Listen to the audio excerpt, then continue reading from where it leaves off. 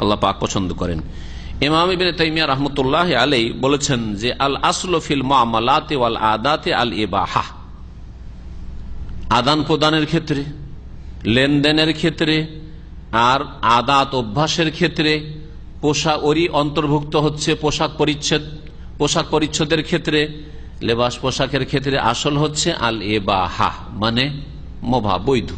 আসল হচ্ছে পোশাক হচ্ছে হালাল। ফালা ইয়াহরামু মিনহা ইল্লা মা হারামাল্লাহু ওয়া রাসূলুহু, তাহলে পোশাকের মধ্যে শুধু অতটুকু হারাম যতটুকু আল্লাহ পাক হারাম করেছেন বা তার রাসূল সাল্লাল্লাহু আলাইহি সাল্লাম হারাম করেছেন, এছাড়া কোন পোশাক হারাম নয়। আসল হচ্ছে যে সবটাই হালাল, কিন্তু যেই পোশাকগুলিকে হারাম করা হয়েছে সেগুলি হচ্ছে হারাম। এইরকমই অভ্যাসের ক্ষেত্রে, ট্রেডিশনের ক্ষেত্রে আসল হচ্ছে হালাল, যদি শরীয়ত বিরোধী না হয় বা শরীয়তে এমন কিছু কারণ না হয় যে কারণে সেগুলি হারাম হয়ে যাচ্ছে। এই জন্য তিনি বলছেন যে দ্বীনে ইসলামে হারাম বস্তু ব্যবহারের ক্ষেত্রে হারাম বস্তু হচ্ছে হাতে গোনা, আশিয়া মাহদুদা, মাত্র কিছু সীমিত কিছু আছে যেগুলি হারাম, আর হালাল সীমাহীন হালাল রয়েছে। হ্যাঁ, হালালের কোনো সীমানা নেই, অসংখ্য হালাল রয়েছে, যেন হালাল গণানো খুব মুশকিল। যেন কোরআনে কারীমে হারাম গনিয়ে দেওয়া হয়েছে যে এগুলি হারাম। হ্যাঁ, হরমাত আলাইকুম মাইতাতু ওয়াদ-দামু ওয়া লাহমুল খিনজির ওয়া মা উহিল্লা লিগাইরিল্লাহি বিহি ওয়াল মুনখানিকাতু ওয়াল মাওকুযাতু ওয়াল মুতারাদ্দিয়াতু ওয়ান নাতিয়াতু ওয়া মা আকালাস সাবু ইল্লা মা যাক্কাইতুম ওয়া মা যুবিহা আলান নুসুব ইত্যাদি। এইভাবে আল্লাহ পাক তাহলে হারামগুলিকে গনিয়ে দিচ্ছেন। কোন জায়গায় এই কথা গণনা না যেগুলি হালাল করা হলো, হালাল করা হলো, হালাল করা হলো, এভাবে গণাননি। কিন্তু তো হারামগুলি হচ্ছে সীমিত। তো যেগুলি হারাম সেগুলির কিছু নীতিমালা আছে, তার মধ্যে পুরুষের জন্য যেমন স্বর্ণ, চাঁদি, এইরকমই রেশম, এগুলি ব্যবহার করা হারাম।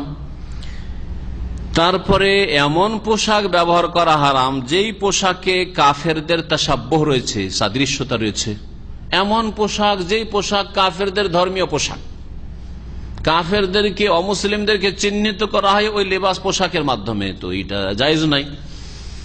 ওই রকমই এমন পোশাক হারাম নারীদের জন্য যেই পোশাকগুলি সাধারণত পুরুষরাই ব্যবহার করে থাকে, সেই পোশাক মহিলাদের জন্য হারাম। ওই রকমই পুরুষদের জন্য ওই পোশাকগুলি হারাম যেগুলি সাধারণত ভাবে মহিলারা ব্যবহার করে থাকে। মহিলার পোশাক পুরুষের জন্য পরা হারাম, পুরুষের পোশাক মহিলার জন্য পরা হারাম।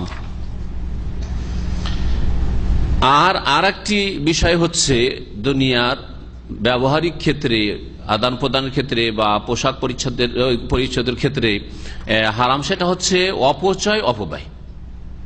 এমন বেশি আপনি খরচ করবেন না যে যেটা অপচয়ের ইসরাফ আর তাবযিরে চলে যায়, কারণ আল্লাহ পাক কঠোরভাবে নিষেধ করেছেন, ইন্নাল মুবাযযিরিনা কানু ইখওয়ানা শায়াতিন, যারা অপচয়কারী, অপব্যয়কারী, তারা শয়তানের ভাই।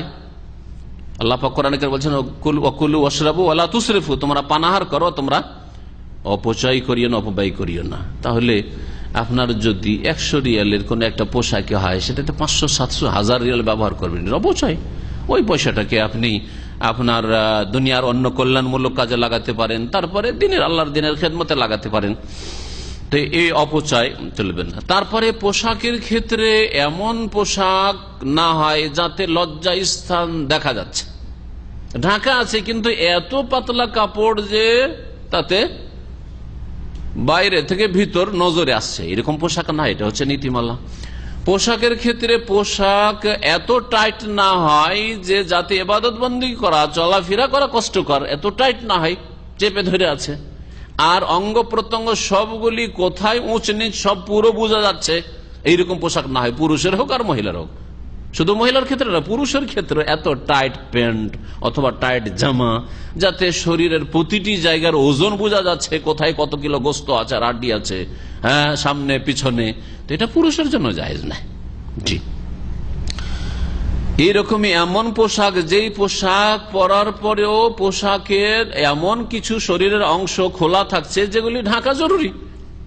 হাফ প্যান্ট পরে রান খুলে ঘুরে বেড়াবেন, এমন পোশাক পরছেন যাতে নাভির নিচে কাপড় নেমে যাচ্ছে, এই পেছন থেকে নাভির নিচে চলে যাচ্ছে প্যান্ট, তো এই চলবে না, কারণ এটা হচ্ছে নাভি থেকে শুরু করে হাঁটু সহ এটা হচ্ছে আওরাত, ঢেকে রাখার বস্তু পুরুষদের জন্য। মহিলাদের গোটা শরীর ঢেকে রাখার, সুতরাং আপনি আধা হাতের ব্লাউজ পরাবেন আপনার স্ত্রীকে, আপনার মা বোনকে, আর পেট পিঠ দেখা যাবে, এটা জায়েজ নাই, যদিও পোশাক পরে আছে, কিন্তু এই পোশাক জায়েজ নাই। তো এইরকম কিছু শর্তগুলি রয়েছে পোশাকের ক্ষেত্রে, এই শর্তগুলি যদি আপনি পালন করেন, ঠিক রাখেন, তাহলে যে কোনো ধরনের পোশাক ব্যবহার করা যেতে পারে।